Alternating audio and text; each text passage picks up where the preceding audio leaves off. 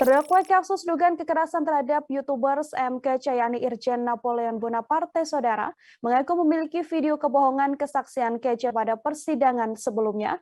Hal ini disampaikan Napoleon buntut tidak hadirnya MKC dalam sidang lanjutan pada Kamis 2 Juni hari ini karena alasan sakit. Majelis Hakim Pengadilan Negeri Jakarta Selatan menunda sidang lanjutan dengan agenda mendengarkan keterangan MKC sebagai saksi korban karena KC berhalangan hadir. Dalam pernyataannya, Napoleon mengaku belum mau memberikan keterangan apa isi dari video tersebut. Ia meminta waktu dan berjanji bahwa video itu akan diputar saat KC hadir di persidangan nanti. Napoleon dengan santai mengatakan bahwa video yang dimilikinya akan menjadi surprise bagi MKC. Rencananya, KC baru akan mendatangi sidang pada pekan depan. Dalam surat yang dikirimkan KC, ia menyertakan rekam medis bahwa KC sedang dirawat karena batu ginjal dan penyakit syaraf. Sementara itu, Majelis Hakim memutuskan sidang lanjutan ini harus ditunda hingga pekan depan pada Kamis 9 Juni.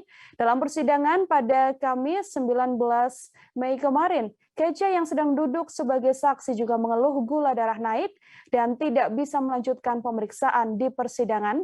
Pada sidang tersebut, sidang juga akhirnya tak dilanjutkan hakim karena kondisinya tak memungkinkan. Berikut ini adalah wawancara lengkap yang dilakukan oleh Irjen Pol Napoleon Bonaparte. Setelah dihadirkan sebagai saksi pertama 2 minggu lalu, dia sudah kelihatan tersudut dengan beberapa fakta-fakta persidangan sehingga saya tidak tahu. Mudah-mudahan betul-betul sakit. Tapi kalau nyakit itu emang udah kebiasaan dia. Ini suatu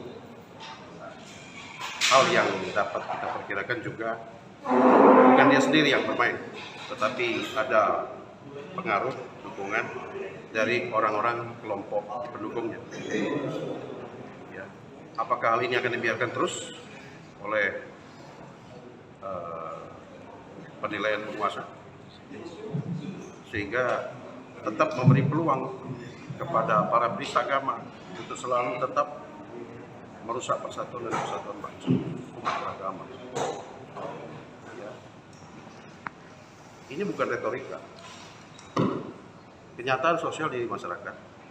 Kita lihat komentar-komentar publik itu sudah menunjukkan suatu sikap saling mencurigai dan ada unsur kebencian dalam masyarakat atau umat beragama. Kalau tidak percaya, silakan lihat konten-konten yang ada di media. Itu Jangan lupa subscribe, share, komen, dan like ya.